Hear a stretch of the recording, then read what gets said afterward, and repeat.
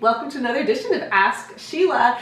Every Monday you guys send me in questions and I want to take a stab at answering one. And this one, okay, this one's going to get a little bit graphic, which, yeah, I'm a little bit uncomfortable about, but you know what? This is what I've chosen to do with my life, so we're going to tackle it. Here we go. The woman writes, I just finished The Good Girl's Guide to Great Sex and I loved it. Great. It is a good book. You can all pick it up. Any married woman, you're going to benefit, but especially if you aren't married, get this right so you don't make the same mistakes I did. Okay, so she loved the book, but the biggest thing she gained was simply that physical intimacy is a huge part of marriage that she needs to focus on. So as a result, my husband and I have been intimate much more lately. Way to go. This past week was the first time we achieved intimacy 4 times in a week, and we've been married for 8.5 years. Yay! This was a huge success for us, and the success is filtering into other areas of our relationship. However, one problem that we've had is that my husband has significant pain in his wrist from clitoral stimulation. Okay, and because of the increase in frequency, the pain is worse. So do you have any practical suggestions for this problem? I should say that I'm 7 months pregnant, so I know one suggestion might be to try to find other ways to orgasm during intercourse, but this probably isn't the best time to take that on as positions are currently a bit limited. Okay, first of all, like 7 months pregnant and 4 times a week, way to go! Like, I'm so proud of you, especially if this is something that you weren't normally doing that much in your relationship. So I love it.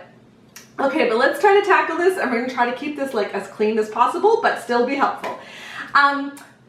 You know, I get it. I get it because what women need is a lot more time to warm up than most men. And we don't always understand that, but most women need to be really, really stimulated before you start making love if intercourse is going to feel good. And so she does need that time to get warmed up. She does need a lot of attention paid to certain parts of her body. And for most women, the clitoris is where orgasms ultimately come from. Even during intercourse, it's really important that the clitoris is getting some attention, you know, by tilting her pelvis, by getting certain muscles engaged. Very, very important. And I talk about that a lot when I'm speaking. But here's the thing. Anytime you do repetitive motion with one particular part of your body, you're gonna cause muscle strain. I mean, I even get it from typing. Like my arm hurts right here just because the way that I use the mouse on my Mac. If anyone has any good suggestions on that, just leave them in the comments. By the way, I would love to hear them. But you know, even my wrist right here, just from mostly moving the mouse. So if you know that it's gonna cause wrist pain, the question is, how can we get other muscle groups involved, or how can we make sure that we're not doing so much repetitive motion that this is bothering him? And I think the answer to that is to say that you can get clitoral stimulation in other ways, and it doesn't need to be the exact same way for 5 minutes, 10 minutes, 15 minutes straight, exactly the same, because that will cause some issues.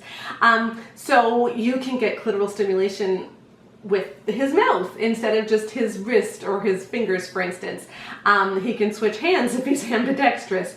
But the other thing is, you know, what makes foreplay often a lot more fun for her and also for him, but let's just talk about her for a minute because she's the one that we're wanting to get aroused so that intercourse is good, is if she gets more active in the process. Okay, so because what often happens is that she is lying there while he is stimulating her, and that can actually be kind of strange for a lot of women because you're lying there thinking, okay, I really should be feeling good by now. Okay, this must be bothering him.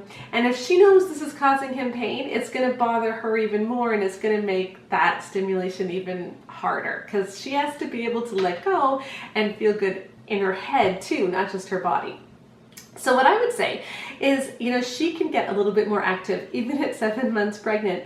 You can rub your body against his in certain ways that feels good, and then later he can rub you. Or I mentioned the Ultimate Intimacy app a few weeks ago on the Ask Sheila videos. It's a great app, and it has this game where it prompts you to do different things every 2 minutes. And here's how the game works for Ultimate Intimacy.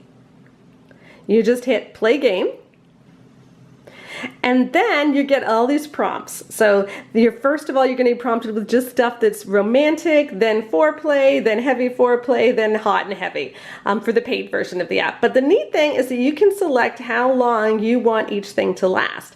So if he's having a lot of wrist problems, for instance, you can set it for 2 minutes, which I think is the default. And then, you know, you're going to be switching stuff up every 2 minutes anyway. And then when you hit play,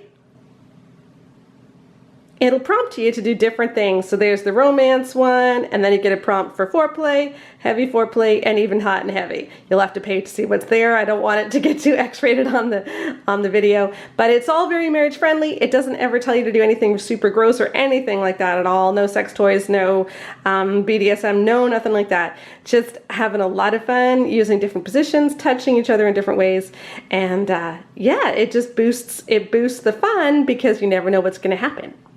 But one of the big things is getting over this idea that sex needs to be done really quickly.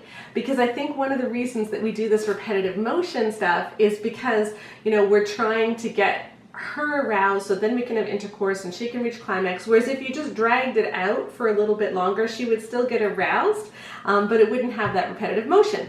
So, you know, if you make love in one position for a few minutes and then you try another position, I know she's 7 months pregnant and she's worried that new positions might not work, but just in general, just go with me here for a sec. You know, you can even stop intercourse for a few minutes and start just touching each other again. That can keep the height of passion going, and that can help her actually, because then she gets more stimulation, so she's closer to orgasm, whereas for him the stimulation can fall so that he can last longer. So that's a neat plus as well. But I do think, I totally agree, you know, if he's doing the same thing for 5-10 minutes at a time and he's doing it repetitively and he's doing it many times a week, yeah, he's going to start hurting. So we need to look at other ways. So that's what I would say. You know, try oral stimulation, try a game where you're switching it up every couple of minutes. Try her rubbing herself against him for a little bit so that she gets aroused first before he tries anything. Even have intercourse and then stop in the middle, switch things up, touch each other then. But just get over that idea of repetitive motion all the time. So I hope that helps. I hope you have a lot of fun. Best wishes on your baby, and best wishes for your sex life after the baby is born, and you can try those other positions again. Check out the blog post today because I'll have other links for other articles on how to make sex feel great. I'll put some of those links in the box in YouTube as well. And do check out the Ultimate Intimacy app because the game is a lot of fun.